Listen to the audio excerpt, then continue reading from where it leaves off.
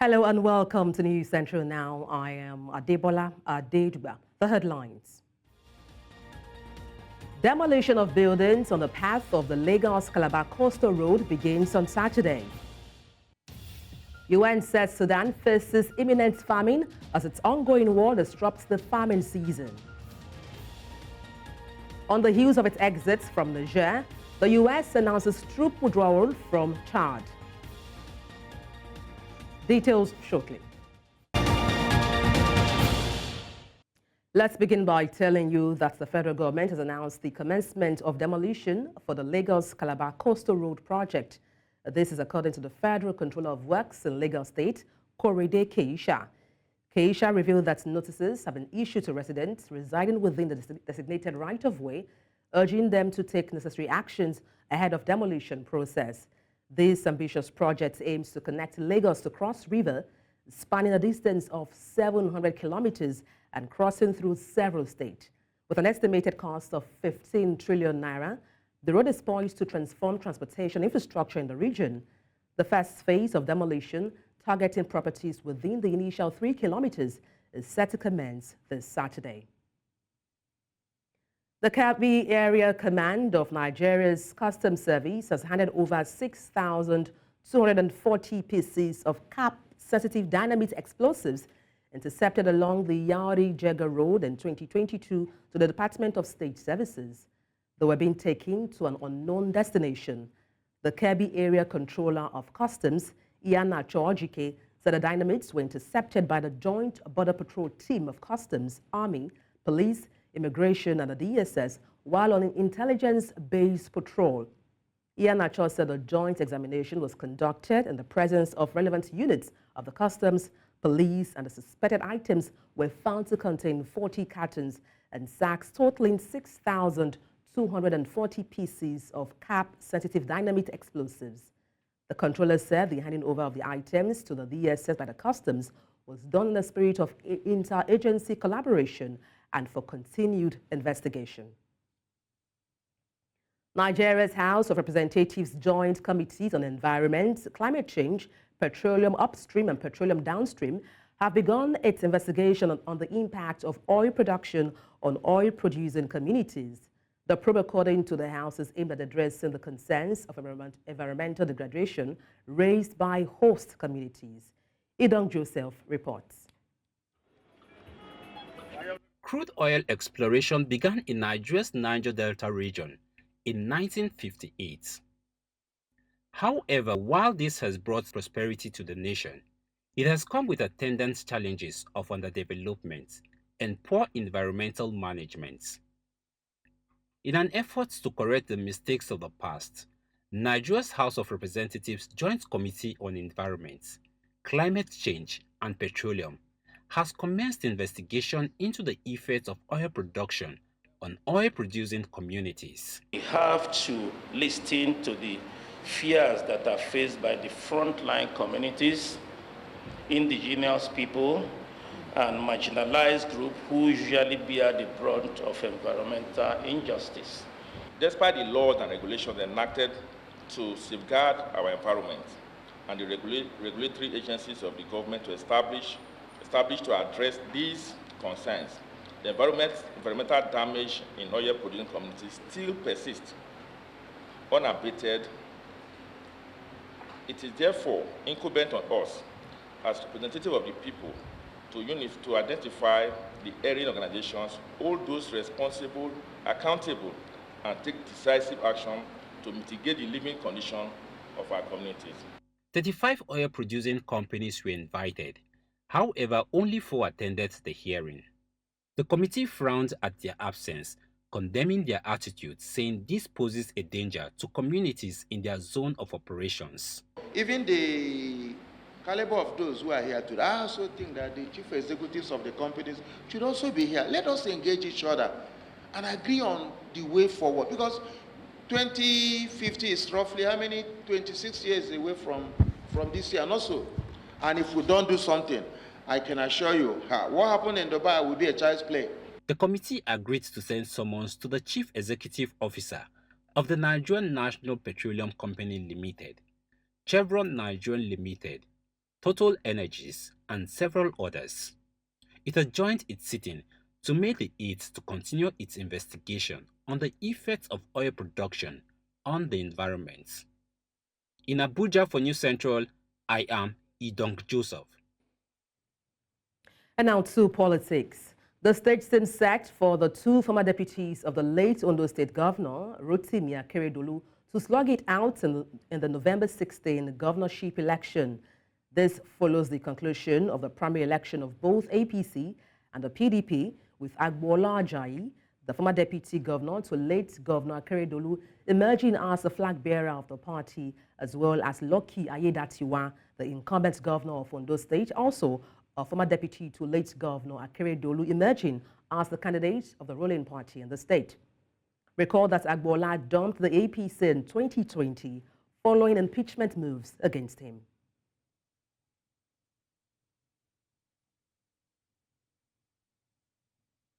And to unpack this, I'm joined by a political analyst, Henry Olonimoyo. Good afternoon. Glad to have you join me, Henry. Good afternoon. Thank you for having me. Okay, let me start by asking what implications does Ajayi Agboola's emergence as the PDP candidate for Ondo State governorship election have for the political dynamics in the state? Yes, thank you very much. It appears that the November governorship election is going to be a very exciting one because it appears there's going to be a straight battle between the former deputies of Ondo State in Agboola Ajayi and the sitting governor Ayedatiwa. And it comes to be a very exciting one because Agboola Ajayi is a grassroots politician, one that knows his onions well, and also from the same central district as the sitting governor. And so it's going to be a very tough one. Again, it appears that where the winner will emerge will be how well they are able to do outside of their central district. I'm talking of the central as well as the north. And so a lot of it lands on who and who will be in their political camps. Take, for instance, Agboola Ajayi, who will be his running mate? What central district will the person be from? All of these things will also weigh heavily on who eventually carries the day. Now, let's talk about the power of the incumbent. How would you assess the chances of the incumbent governor, Lucky Ayedatiwa, in the elections coming up for Ondo State, given his association with the Akeredolu administration and also his emergence as the APC candidate? Yes. If there's anything we have learned in Nigerian politics over the last few years is that however small, however little you are, the moment you become an incumbent, you become really, really strong.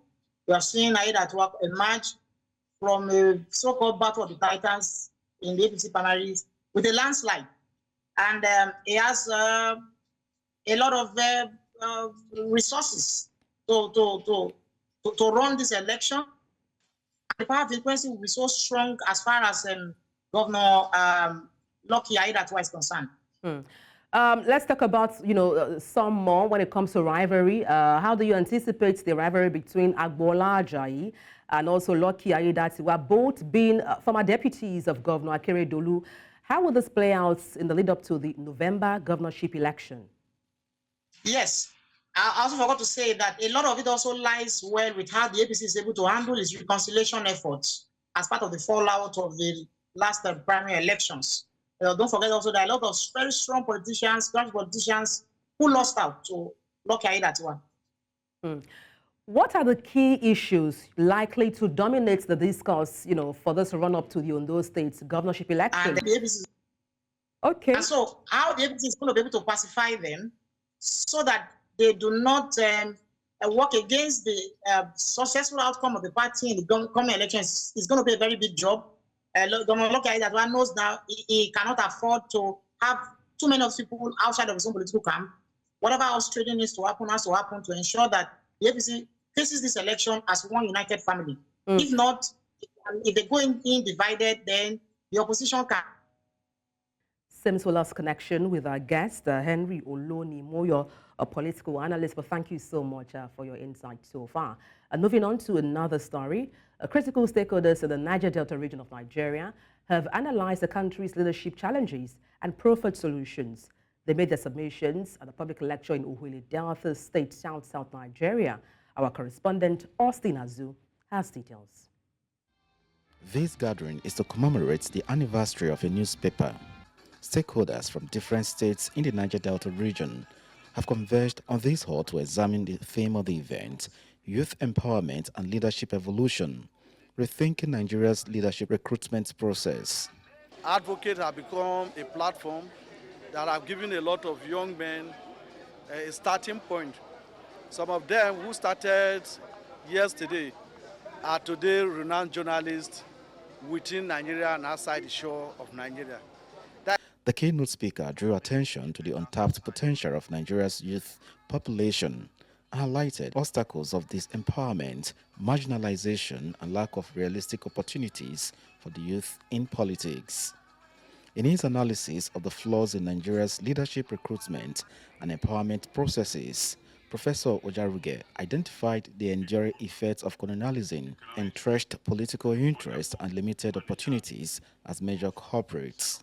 And that takes me immediately, as I mentioned, to the challenges to youth empowerment. What are the barriers? What are the obstacles?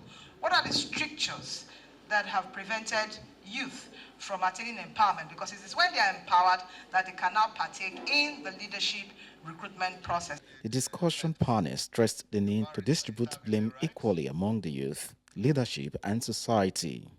They emphasized the importance of collaboration between the private and public sector in policy formulation and effective implementation. We need to go back, start from our homes, teach our people, involve our children, our youth in whatever we are doing. By so doing,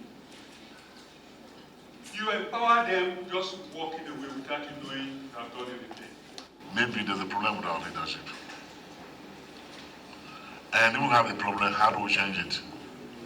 The only way we can change it is to now bring in people, recruiting young girls that come in who take Nigeria very seriously. That is the only way. But if those people are banking on now to take over from the leaders, they don't think so about Nigeria, what happens? This is a big problem for everybody. When we talk about empowerment, for me, I believe that we should continue to rearrange our youth.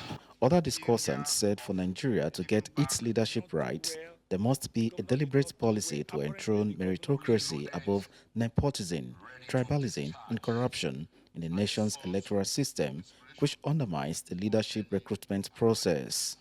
In Ugele, Delta State, for News Central, Austin, Azu. You're watching News Central now. Let's take a short break. Stay with us. Thank you for staying tuned. Troops of the Nigerian Army have dismantled their tents and withdrawn from the communities of Niger State following the recent deadly ambush by terrorists leading to the killing of 6 military personnel. 2 officers and 4 soldiers lost their lives last Friday in the Alawa community in Shiroro local government area of the state during an ambush by terrorists. Following the pullouts of the soldiers on Tuesday, hundreds of residents, including women, children, and the elderly, have started vacating their homes and trekking several kilometers to safety. A resident said they were shocked to find the soldiers dismantling their tents ahead of withdrawal from the communities and called on the Niger State government to quickly intervene to avert any attack by the bandits. The Minister of Interior, Olubunmi Tunji-Ojo, has hinted at a possible relocation strategy following a harrowing incident at the Suleja Medium Security Custodial Center in Niger State. A staggering 105 inmates escaped during a daring jailbreak caused by the aftermath of a destructive rainstorm. During his visit to the facility, Minister Tunji-Ojo underscored the urgent need for action, citing President's concerns about urbanization encroaching upon correctional centers across the nation. The minister emphasized that this recent escape underscores a pressing need for relocation to ensure enhanced security, adequate space, and improved infrastructure within correctional facilities. Meanwhile, Samson Duza, spokesperson for the Federal Capital Territory Command of the Nigerian Correctional Service, provided updates on the situation, revealing that 119 inmates initially broke free, but security forces managed to recapture 14 of them. Motorists in Nigeria's capital, Abuja, have expressed displeasure at the appearance of long queues in petrol stations within the capital. They say the scarcity is forcing them to abandon their daily activity and affecting their livelihoods. Our correspondent, Idong Joseph, tells us more. The queues are once again evident within Nigeria's city center.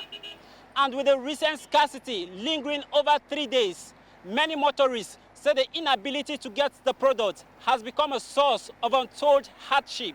Some of the motorists resorted to bribing their way into petrol stations with as about 1,000 naira, and those who were unwilling to do the same spent longer hours on the queue. Don't you see it? These people that are not entering queue, see them, they were allowed them to enter now before we enter. Almost 4 hours now, I'll be here for this total. I cannot be able to reach the way I'm supposed to buy fuel. But in the next one, I'm sure I will get the fuel. Just imagine paying close to 700, and yet we are subjected to this kind of hardship, being in the queue for over 2 hours and still counting. Expressing frustration over the situation, despite the high cost of the product, some of the motorists say they are yet to know the cause of the current scarcity. What's the really problem that we are suffering to get fuel? What is the problem? That's why the increment. If there's anything wrong, let them solve it so that we can get the fuel. So we don't understand. And no communication, nothing, anything in this like they have to communicate, but they are not communicating. Some, they don't even say. The one that sell fuel, a queue there, you cannot be able to, even other people that are passing with the leg cannot be able to pass. We don't hear anything. We don't know what is happening, whether they want to increase or they want to break the fuel down, we don't know. They call on the federal government to find a lasting solution to the recurring scarcity, as petrol is an essential commodity for their daily activities. They have to do something. If they cannot drop fuel, let fuel be inside. Let them bring fuel for us. Government should have a system that is working in place. It's like the NNPC is not living up to its expectation. They are not doing their work. That's why the price of the product can be speculated by other marketers. With the removal of subsidy on the products, many Nigerians would have thought that the issue of scarcity will become a thing of the past.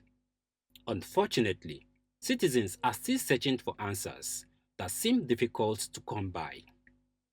In Abuja for News Central, I am Idong Joseph. In the meantime, the Nigerian National Petroleum Company Limited has announced that the recent fuel scarcity in some parts of the country has been resolved. According to NNPC, the issues stemmed from logistical challenges, which they have now addressed.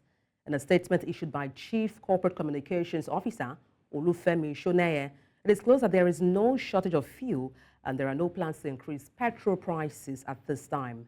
NNPC urged Nigerians to remain calm and avoid panic buying and assure the public that there is enough petrol to meet nationwide demand. Nigeria's federal government says it has set an annual target of creating about 2.5 million jobs annually for citizens. And this was made known by the Ministry of Labour and Employment in Abuja as it met with development partners, saying it intends to focus more on youth empowerment and skill acquisition initiatives. Our correspondent, Marvelous Obomano, tells us more. In attendance are senior officials of the Federal Ministry of Labour and Employment and international development partners. Those present expressed their commitment to improving the lives of citizens by tackling poverty and unemployment. Because if you look at the past, the ministry has been really much on the sidelines, hasn't done enough, I feel, for the labour and employment sector. So the fact that this initiative has even been created and the energy that I am seeing around this initiative and people willing to drive it, I think we will start seeing some really impressive changes, especially it's in line with Mr. President's goals of driving it's 6 points of his 8 initiatives. So I think we will see some real change. Officials from the Federal Ministry of Labour and Employment also gave assurances that it will tackle current unemployment challenges, seeking to create about 2.5 million jobs annually. The breakdown and the way we intend to do this is to do this directly and indirectly, not just going directly and creating these jobs by ourselves. We hope to do it through the people we empower, through the people we train. If we are doing the digital skills initiative, which basically looks to equip and empower people with digital skills, digital marketing, data analysis, and the rest of it. The global remote work is something that can scale a whole lot, because you can sit down here in Nigeria and provide services for organizations in Nigeria and outside of Nigeria. We are facing it in per quarter, right? Because we want to do it on a quarterly basis, and we are looking to do this 500,000 per quarter. Yes, directly and indirectly. It's very doable, so it's obviously just creating the workforce that can help support the driver initiative. So I think it's very doable. Whether it's going to be done in a year, who knows? Maybe 6 months, maybe 2 years. We are not going to take our jobs lightly, and we are not going to look at people who believe that they are occupying space. Shift, you will not shift. Produce, you will not produce. So we are going to see a lot of changes, and there are going to be sanctions for people who are not delivering on their mandates. The World Bank says the current poverty rate rose from 40% in 2018 to about 46% in 2024. It adds that this has increased the number of poor people in the country from 79 million to 104 million persons. To reduce the current unemployment rate in Nigeria, the Federal Ministry of Labor and Employment has promised to give 2.5 million Nigerians jobs yearly, directly or indirectly, and this is approximately about 208,000 jobs every month. Many Nigerians will be eager to see how this pans out in the coming months. In Abuja for News Central, Marvelous Oboman. Journalists have been charged to integrate data and visual elements like infographics into their stories to make their job more effective and present more information in a comprehensive and engaging manner. And this comes as selected journalists from various media organizations across the northeast region of Nigeria were engaged in an intensive training session on advanced data journalism. Our correspondent Umaru Kirawa reports. Infographics and data are important aspects of journalism used in presenting complex information in an easily understandable manner, uncovering hidden patterns. The training, organized by the Daily Trust Foundation and supported by the MacArthur Foundation, aimed at equipping journalists with the necessary skills to effectively tell stories using data and infographics. This workshop is very timely and very impactful. It will add value to our career, and I really appreciate the Media Trust, that is Daily Trust Foundation. It's an eye-opener. We are taught where to get the data, how to get the data, how to extract the data. I think it's a very good development, especially for the journalists serving here in the Northeast. Digital journalism is what every journalist needs to embrace now. So coming to attend this workshop, I believe is going to take me to greater level in terms of embracing digital experience. Facilitators with vast experience on the field shared their knowledge with the journalists, emphasizing the importance of accurate data representation to engage the audience effectively. Since 2017, the MacArthur Foundation became interested in improving the capacity of journalists with the ultimate end of holding the government responsible for its actions or inactions. That, I want to believe, is in line with 24-year development plan of Borno State and 10-year strategic initiative. I want to say that, yes, journalists in Borno have surpassed the expectations of the citizens in Borno State. Their resilience tells a lot. Once again, I want to thank you most sincerely for hosting the program here. I'm sure the message will go down well that Borno is indeed one of the most safest cities in Nigeria today. The training emphasized the importance of using data-driven reporting to accurately convey complex information to the public in a simplified manner. In Maiduguri for News Central, Umaru Kirawa. Coming up, about 3,000 unskilled Malawian workers to be sent to Israel. We have details after the break. Stay with us.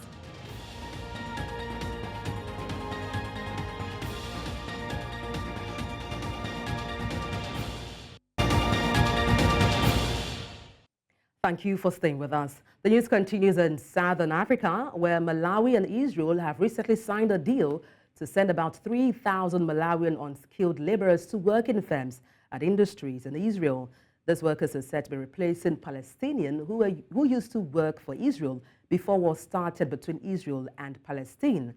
And this will not be the first batch to be sent to Israel. In November, the first group of Malawians traveled to the Jewish state to start working in the country's agricultural sector.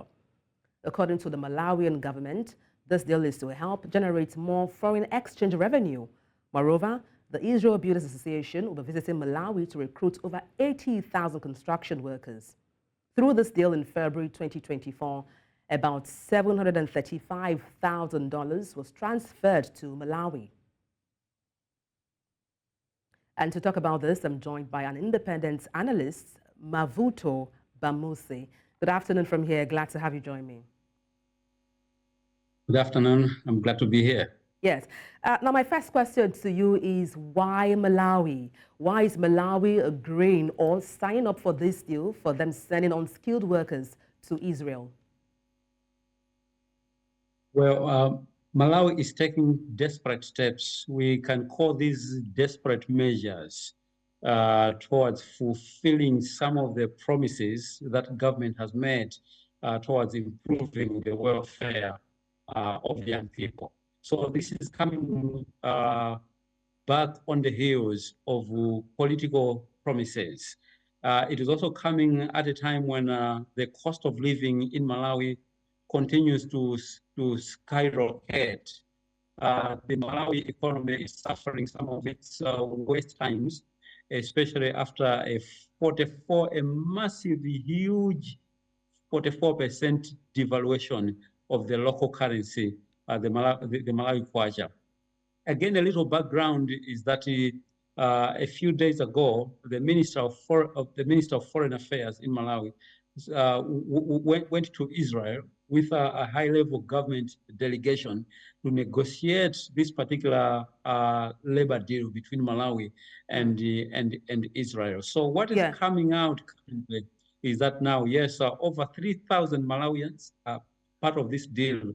Is such that over 3,000 Malawians that work in Israel, in the farms, in the agriculture sector. But the detail in as far as this particular agreement, bilateral agreement between Malawi and Israel, the details are very, very sketchy. Just to follow up there, regarding the delegation sent to Israel from Malawi. Now, we understand there was a delegation that went, from Malawi to Israel upon this agreement. And then the laborers complained they were unhappy with the employers. I mean, if they are unhappy, why then is more batches being sent down to Israel? What's the concerns regarding the security, before even security, the welfare of these unskilled laborers? Well, like I said in my preamble, this represents a policy dilemma on the part of Malawi government. It represents a sense of desperateness on the government, because the government promised to create 1 million jobs, especially targeting young people. And perhaps this explains why there is this insistence on the part of Malawi government to continue sending young people to Israel. Now, the challenge which is there is that civil society organizations, just a couple of days ago, actually this same week, a number of civil society organizations petitioned the Malawi government to explain the contents of this particular agreement. But also civil societies in Malawi are worried about some reports that are coming out of Israel of human rights abuses and the shrinking labor conditions which some young Malawians have reported encountering in Israel. But from the diplomatic point of view, it should also be understood that Malawi wants to impress Israel, because in this particular week or so, Malawi has officially opened a diplomatic mission, an embassy in Tel Aviv. And it would be important to remember that the initial decision by the Malawi president, announced by President Lazarus Chakwera of Malawi, was to open this particular diplomatic mission in Jerusalem. So it speaks volumes about the kind of diplomatic ties which the current leadership, political leadership in Malawi would like to strengthen with Israel. So the labor export deal, I think, and many Malawians believe, is one of the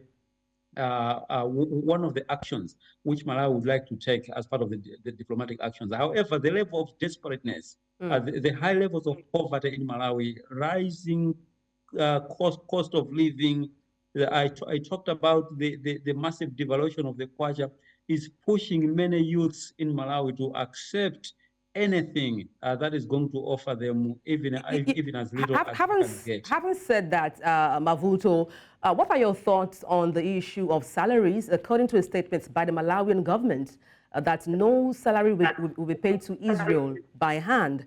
Is this not a violation of human rights? What are your thoughts on this? Well, it is an issue that is worrying, as I said, many civil society groups, because on the list of the allegations of human rights violations, precisely is this issue about the mode of payment of salaries to these youths. So apparently, what is coming out is that the workers themselves are not going to see this money, so to speak. It is not going to land into their accounts, so to speak. But we should also remember that they are middlemen, or they are brokers, middle institutions that are standing in between of the workers and the Malawi government. So it appears that it is these brokers which are going to cut off a bigger part of their pay, and precisely maybe that is why they cut the Minister of Foreign Affairs in Malawi, together with the Minister of Information, have emphasized that they are not going to disclose the contents of this labor agreement. They actually say that they are only going to reveal only a part of what is contained in the agreements. Perhaps now, but just to chip in, apologies for cutting you short. Just to quickly chip in there, Mavuto, we've seen more and more countries waking up to the call to be a savior, so to speak, to Israel.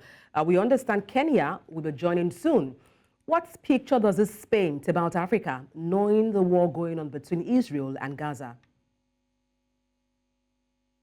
Well, precisely, let us talk about the situation in sub-Saharan Africa.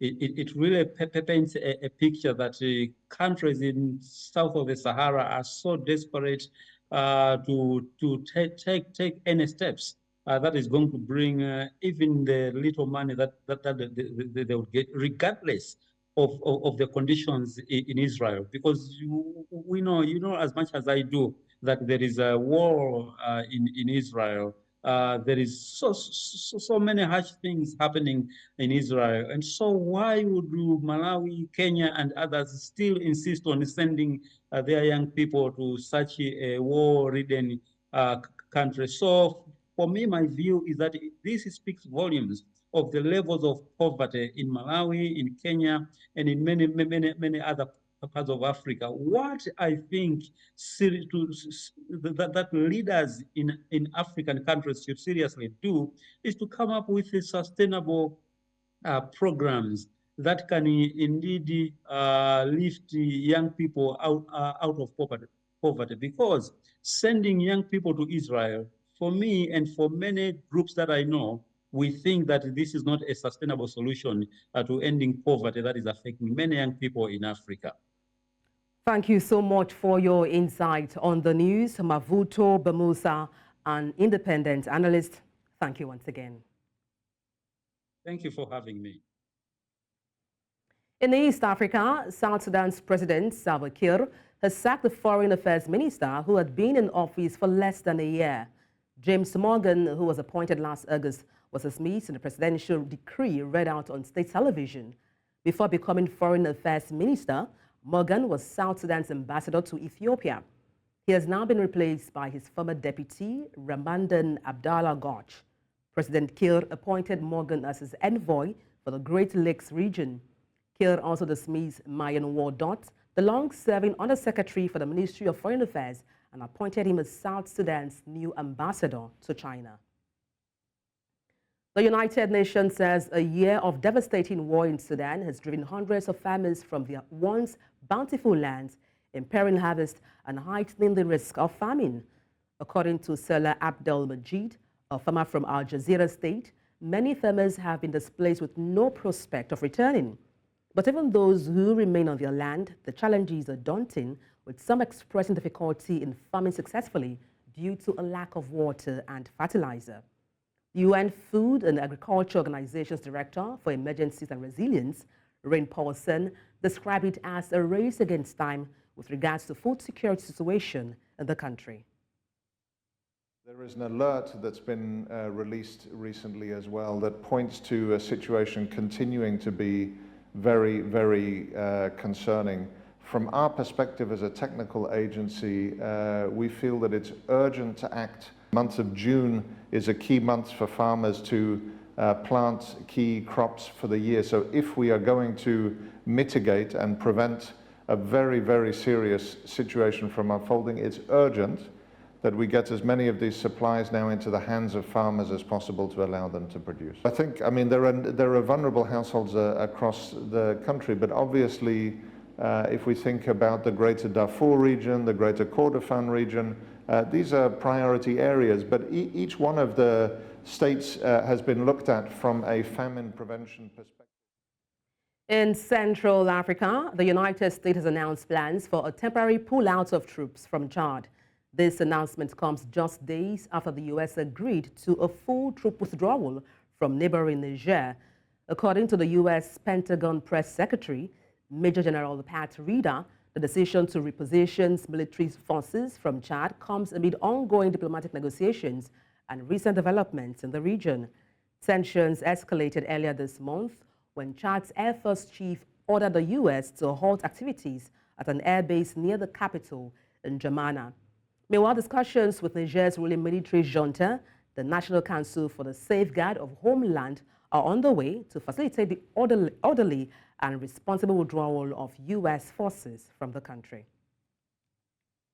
The president of military-led Chad has taken his campaign to southern opposition stronghold of Mondo for a May presidential election he is widely expected to win after his main rivals were ousted from the race. General Mahamat Idris Deby Itno seized the presidency in 2021 coup after the death of his father, Idris Deby Itno, who ruled the Sahel country with iron fist for more than 3 decades. He had promised to hand back power to civilian government within 18 months and told the African Union he would not stand for election as president.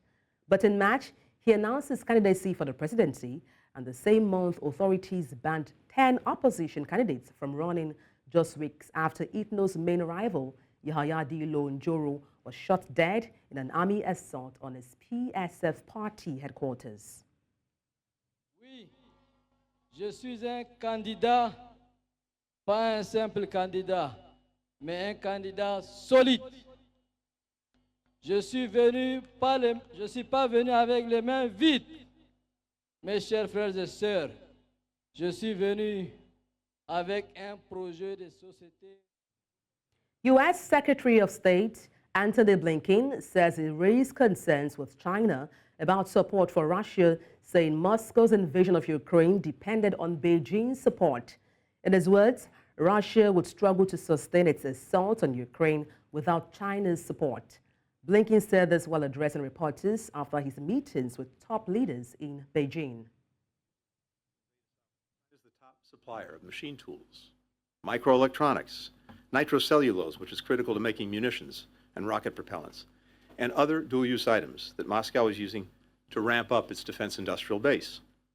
A defense industrial base that is churning out rockets, drones, tanks, and other weapons that President Putin is using to invade a sovereign country, to demolish its power grid and other civilian infrastructure, to kill innocent children, women, and men. Russia would struggle. A UK court on Friday granted conditional bail to 2 men accused of spying for China in a case which has heightened Western concern over claims of aggressive Chinese espionage. British police charged the pair on Monday. On the same day, investigators in Germany arrested 3 German nationals suspected of sharing information on maritime technology with Beijing.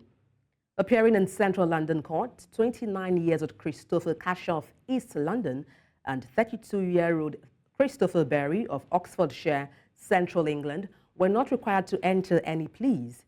He and Berry are both accused of an offence under Britain's Counter-Espionage Official Secrets Act.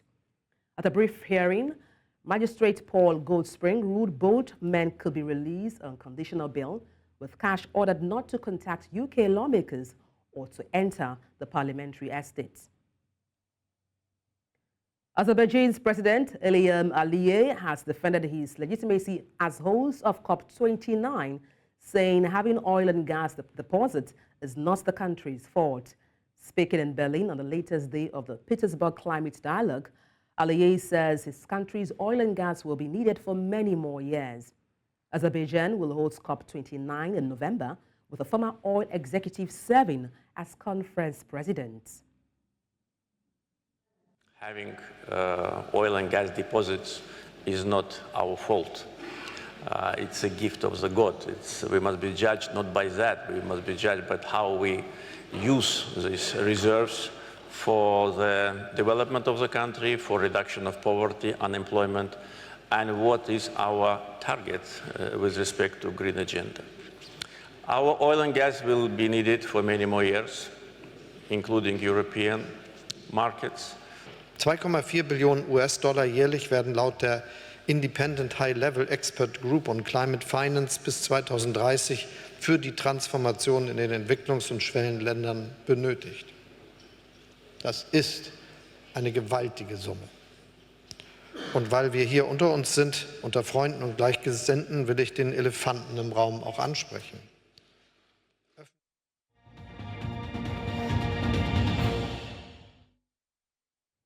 Rivers Supers Basketball Club have continued to intensify preparations ahead of the Basketball African League Sahara Conference in Dakar in Senegal. The team, currently in camp in Lagos, have been having a series of trainings at the National Stadium in Surulere, Lagos.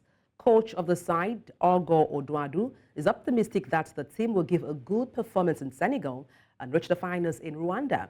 The Kingsmen have been drawn in the same group with US Monastir of Tunisia, Rwanda's APR and AS Douanes of Senegal. It will be recalled Rivers Supers defeated Guinea Hoops and Reed 92-72 in a friendly on Wednesday. The team is set to depart Lagos on Monday morning, 29th April 2024, to Senegal. It's been a good experience for us. We arrived Lagos. Yesterday we played a friendly game against Hoops and Reed, the winners of the just concluded Lucerne tournament, and it was a really good one for us. At least we put into practice everything that we've been doing back home in Port Harcourt, and you can see that this morning we'll continue where we stopped yesterday. We are still working. We'll come out this evening too and put work in progress. So it's a good thing for us. We like the fact that we're working hard. We are putting in good work. The players are happy. The players are. The Confederation of African Football has once again stated that 15th edition of the Women's Africa Cup of Nations built for Morocco in 2024 will go ahead despite the dark clouds hovering over the staging of the competition this year. This news for the followers of the women's football across the continent was dropped on Thursday night by a top official of CAF, Luxolo September, head of television and broadcasting, who was a guest on cable television program. According to September, the final decision on the dates for the WAFCON 2024 and AFCON 2025, both built for Morocco, will be made in a few weeks by CAF hierarchy, adding that the crowded football schedules in 2024 have affected football competitions globally. USA Track and Field is expanding maternity benefits for athletes, the national governing body said on Thursday, offering more support for women returning to elite-level competition. Athletes currently receive stipends and insurance for 1 year after a pregnancy ends through the U.S. Olympic and Paralympic Committee so long as they intend to return to top-level competition. The announcement came after years of advocacy by retired American sprinter Allyson Felix, the most decorated woman in Olympic track and field history, and other athletes for greater maternity support. Felix called out her sponsor Nike in 2019 for refusing to guarantee she would not be financially penalized if she was not at her best around the time of birth of her first child.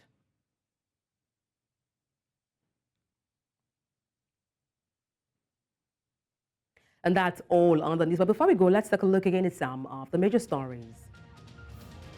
Demolition of buildings on the path of the Lagos-Calabar Coastal Road begins on Saturday. UN said Sudan faces imminent famine as its ongoing war disrupts the farming season. We also told you that United States has announced troop withdrawal from Chad on the heels of its exits from the Sahel region. Send your eyewitness report to the WhatsApp number on the screen and follow us on social media. We are at News Central TV. You can watch us live on DSTV channel 422, Star Times channel 274, Avo TV and YouTube. Many thanks for watching. I am Adebola Adeduba.